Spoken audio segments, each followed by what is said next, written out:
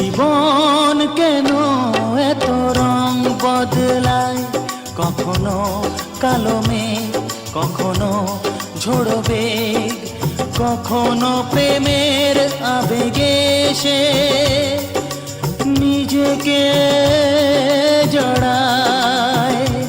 এ জীবন কেন এত রং বদলায়, যা দেখি মনে ধরে রাখি, যা দেখি না পথ চেয়ে থাকি।